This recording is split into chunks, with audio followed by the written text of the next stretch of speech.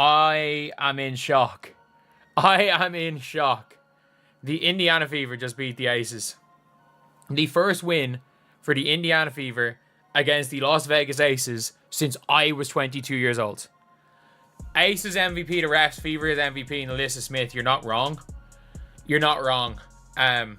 In front of the entire basketball world, the Las Vegas Aces, the team that was meant to be the unending dynasty, were humiliated. Check for a 27-point blowout. The referees are giving A'ja Wilson preferential treatment, but it's still insufficient. Verify. Even though everyone says Chelsea Gray is superior to Caitlin Clark, she is giving nothing at all. Large check. A team in Indianapolis was going to demonstrate to A'ja Wilson what true basketball looks like, as she was out here snatching players from above their heads and getting away with it. A'ja Wilson. My God, you see how many free throws that lady had? Oh my God, on the stat sheet she had basically 30 points, but all the free throws this woman got, man, they tried their best to keep the Aces in the game, man, but it didn't matter. It didn't matter, man. They destroyed the Aces. About freaking time the Fever finally beats the Aces, man, and without Caitlin Clark. You know, the Indiana Fever's 81-54 thrashing of the Las Vegas Aces wasn't merely a defeat. It was a declaration. And that was a crystal obvious statement. When a team shows up to play actual basketball, no amount of legacy prejudice, A'ja Wilson heroics, or supportive calls will save you. But this was a big win for the Fever because the Aces were the only team that they had not won at least one game to last season, meaning the Aces swept the Fever last season. They actually haven't won a game against the Aces in 16 games. And they did it without Caitlin Clark. This team is crazy. They are beating the #1 team in the league first.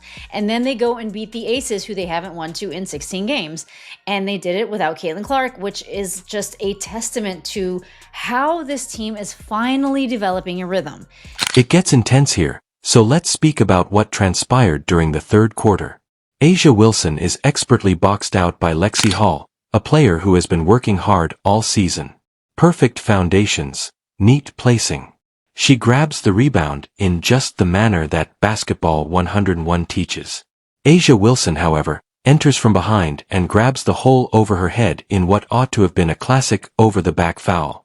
In a decent amount of times, A'ja Wilson, she got a favorable whistle in the second half, but it is what it is. Superstars get the whistle. Unless your name is, 29 points for A'ja Wilson, 3 boards, 3 personal fouls, 3 turnovers, 9 for 18 from the field goal, from the field, 11 for 13 from the free throw line. Look at the rest of her team. 2 points, 2 points, 2 points, 6 points, 0 points, 4 points, 2 points, 3 points. Dana Evans, 1 for 10, Dana Evans. Oh my goodness. Any basketball fan who has spent more than 5 minutes watching the game is aware of what the call ought to have been. Indiana ball over the back. The narrative is over. However, what did the referees do? It was referred to as a jump ball. A ball for jumping. When one player was obviously fouled from behind while grabbing a clean rebound, Wilson and Hull appeared to be in an equal position. I don't know about frustrations boiling over as more to just like making a point. Well, Caitlin says she got me though, so. One more though. She just got a bonus. And by bonus, she was meaning the Commissioner's Cup bonus, which was $49 or $43,000 per player, because the prize pool was $500,000. And apparently, Steph White just was pissed about the officiating. I don't know if it was A'ja Wilson's whistle or what, but the broadcasters were in disbelief as well. As they attempted to comprehend what they had just seen, you could hear the bewilderment in their voices. It couldn't have been a 50-50 call because the contact was too clear. Nevertheless, the Zebras managed to manipulate a clear foul into a situation that was advantageous to the offending player. Third, like I said, the referees were starting to get on the side of the Aces. They were trying to wheel the Aces back in, and Lexie stepped in and sort of killed it. Kelsey Mitchell never took her foot off the gas tonight, by the way. This is the best thing I've seen from Stephanie White all season long. Right here, she was aggravated by the refs already, and in the fourth quarter, 5:35 left, Stephanie White lost her shit on the sideline. She lost her shit. And let me just play this right here. Roll it. Lost that lead late. And she gonna, you see her just losing it up here. Losing it. And she got teed up right there. And Caitlin Clark loved it.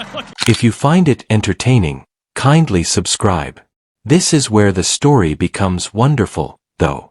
Bad officiating didn't deter the Indiana Fever. Following their absorption of that dubious call, they went on to destroy the Aces in a manner that rendered all dubious whistles moot. Let's dissect this destructive masterpiece one quarter at a time. Because the Aces experienced basketball poetry as a result of the illness, Indiana came out strong in the first quarter. They never looked back after scoring the first 6 points of the game. They were up 21-14 by the time the dust settled. Furthermore, it was immediately evident that this would not be the A's night. Las Vegas was held to 28.6% from the field by the Fevers, who shot 52.9%. They controlled the paint score of 164, indicating early on that they would target the Aces where it hurt the most. Put it on right here. You can see 24 points in the first half for the Aces. I mean, seriously, for the Aces. Points in the paint, 38-20. I mean, it was a dominant win by the Indiana Fever. The Fever put a dent in their hearts during the second quarter. They shot a staggering 81.8% from the field, outscoring the Aces 25-10 in the quarter, while Las Vegas only managed 23.5%. While the Aces could only muster 3 of 13, they went a perfect 6 for 6 from inside the paint. The game was practically done at halftime, with a score of 4,624. An already struggling Las Vegas team might have been further demoralized by that possession, which could have resulted in another Fever bucket. The authorities gave Las Vegas a lifeline by calling a jump ball. The Aces had an opportunity to swing the momentum and win the tip. It briefly appeared as though the refereeing would tip the scales in favor of the reigning champions precisely when they needed a respite. Defense is playing phenomenal. Oh my God, it's night and day. I think that Commissioner's Cup gave them swag. Now they're swagging it out. I never seen Natasha Howard so aggressive in my life. This girl is beasting now all suddenly. She is beast moding right now. And Timpson, the rookie, getting block shots, getting steals. Aaliyah Boston is just murking, destroying Aja Wilson. I got a Wilson. I got a nickname for Aja Wilson, guys. You know what it is? Whistle Wilson. Because this lady's always getting whistles. She's the person with the special whistle, guys. Every freaking time. And then she goes to the free throw line. Freaking free throw merchant. I think she's related to SGA. But anyway, she's not playing that great. For the Fever, this was a quintessential here we go again scenario. All of the coaches and players in the building were aware of what they had just seen. Despite doing everything correctly, Lexie Hall was not rewarded. A young squad can be shaken by a missed call like that, particularly when playing a high-profile opponent like the Aces. It was an opportunity for the Aces to take a breather. When you're down large and having trouble finding offense, the referees award you a 50-50 ball that you didn't deserve. As the last quarter began, the lead had soared again to 68-47. Pure dominance in the fourth quarter. Over the whole of the quarter, the Aces only tallied 7 points. 7 points. Basketball isn't like that. That is a thorough and utter collapse. The Fever completely destroyed what was expected to be a championship caliber team, as evidenced by the final score of 8,154. However, since the statistics provide an intriguing picture, let's discuss Aja Wilson's performance in light of the larger picture. She made 11 of 13 free throws and 9 of 18 shots to end with 29 points. Those appeared to be respectable figures on paper. She reached the line 13 times, which is just 4 less than the Indiana Fever team as a whole. Throughout the entire game, including that dubious jump ball call, she received a favorable whistle. Here's the terrible truth, though. Despite Asia Wilson's 29 points, her team fell by 27. Take a moment to consider that. The rest of her squad was non-existent, so even though the league's supposedly greatest player had what most would consider a strong statistical night, it was absolutely pointless. The Aces tried to put a little run together to start the third quarter, and Sophie Cunningham and Lexi Hull shut that shit down. They shut it down by hitting some big shots. All right? That steal led to the only 2 points that Sophie Cunningham had. But it was big. So right here, let's start Aaliyah Boston right here. That's Sydney Colson to Boston. She's going to drive into the lane. And I've got to tell you, she gave Asia Wilson all she could handle. The remainder of the Las Vegas Aces shot 7 of 43 from the field following Wilson's 9 of 18 shooting. That represents 16.3% of all shots from people who aren't Asia Wilson. Nobody else on the Aces scored more than 6 points. Take a moment to process that. In a team that should have depth for championships, the MVP candidate was virtually playing basketball one-on-one. In relation to the players who were expected to offer assistance, let's discuss Chelsea Gray. The player who, according to some, is superior to Caitlin Clark. Gray ended with 2 assists, 5 turnovers, and 2 points on 1 of 3 shots. There are 2 points. This seasoned leader is expected to lead the attack and improve her teammates. Rather, she appeared to be playing in quicksand as the Aces' attempts were stifled by the Fever's defense. This is some words I never thought I'd say. Free Asia Wilson. Free her now. Not tomorrow, not next week, right now. I never thought I'd say this. If I'm Asia, I'm in that locker room, I'm stripping everybody of their A1s. I'm sure I didn't give y'all these free shoes and y'all gonna come out here and y'all can't even give me more than 5 points. None of y'all, where y'all at? Y'all can't help me out. I'm reigning MVP. I'm bringing y'all these champions. I took a pay cut for some of y'all to be here and you can't give me no points.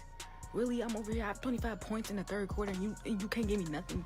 Contrast that with Caitlin Clark's actions from the sidelines. Clark, despite her injury, was a loud leader, encouraging her teammates, and providing energy while Chelsea Gray struggled to score 2 points. She was seen on camera cheering every big play and keeping her team motivated while she was on the sidelines. That is true leadership, the kind that influences victory even when you are unable to make a statistical contribution. Without their premier player, the Fever put on a team basketball masterclass. Leading the pace with 25 points and 6 assists was Kelsey Mitchell. Aaliyah Boston contributed 7 rebounds and 20 points. Commissioner Cup MVP Natasha Howard scored 11 points and pulled out 10 rebounds.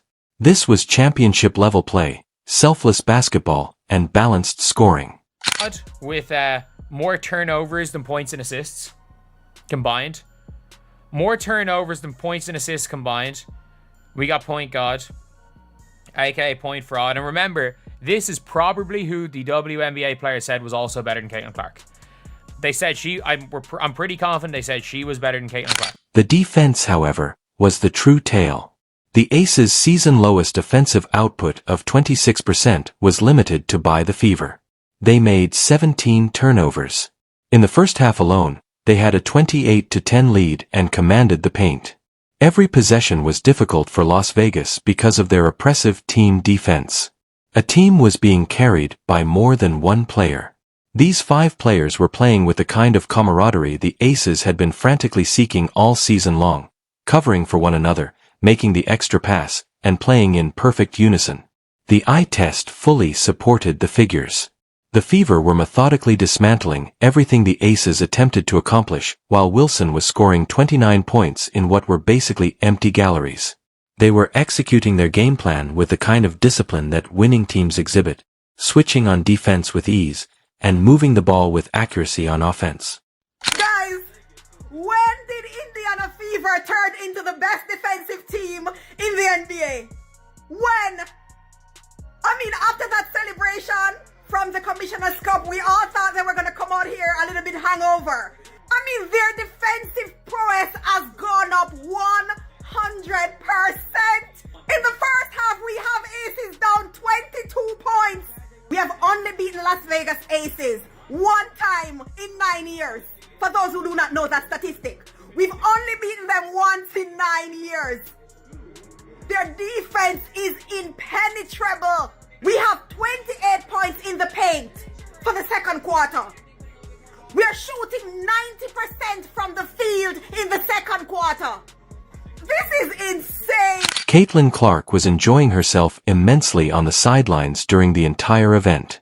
Her genuine enthusiasm for her teammates, contagious energy that permeated the bench, and leadership presence even when she was unable to play were all evident.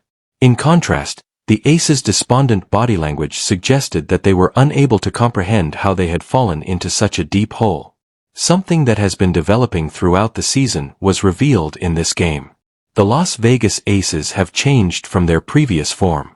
When things become tough, they can no longer play winning basketball and have lost their identity and cohesion. And when they did succeed, it wasn't a simple victory. From the beginning to the end, they dominated in a way that made it clear which side was more prepared, better coached, and more resilient to hardship. A'ja Wilson is able to receive all of the advantageous calls she desires. She has the ability to grab players by the head and substitute jump balls for fouls. Even though she can make more free throws than the entire opposing team, basketball is still played on the floor, and team sports still triumph over individual feats. Team win, folks. Team win. And you notice the team win, like I said, 24 assists on 31 shots. 24 assists on 31 shots. The Indiana Fever hold the Las Vegas Aces to 26% from the field. 26%. This was a Fever defense smothering. The Aces weren't just missing shots. The Fever defense was all over the place. Defensively, we were all over the place. Neither team could hit a three, except for Kelsey Mitchell. Money Mitch can hit the three. With this performance, the Indiana Fever made their point very evident. They don't let reputations scare them. They won't back down from anyone, and they aren't intimidated by dubious officiating. They have genuine toughness, genuine chemistry, and genuine championship potential. This performance indicated that the Las Vegas Aces are no longer the team to beat, so they'd better get their act together immediately. They aren't the norm anymore. Officially, the Indiana Fever are here. Caitlin Clark, no issue. Officially, the Las Vegas Aces are now under notice. Even the best calls in the world won't keep you from playing excellent team basketball. Greetings from the new WNBA structure. The Fever are here, and they're not leaving. CC gang! Fever gang! Down goes the punk-ass Las Vegas Aces, everybody! Kelsey Mitchell, the road runner, out there dropping daggers with a 25-piece Boston Market with the rotisserie chicken, baked beans, corn on the cob, mashed potatoes, every drink available. The tiny assassin, Harry McDonald, out there slicing through the defense, getting buckets. A'ja crybaby ass Wilson, hold this L. You ain't nothing but a free throw merchant, goofy. Indiana Fever, that's how y'all ball. I don't know what's going on right now, but y'all got the momentum. We can't wait till Caitlin Clark is back on the floor.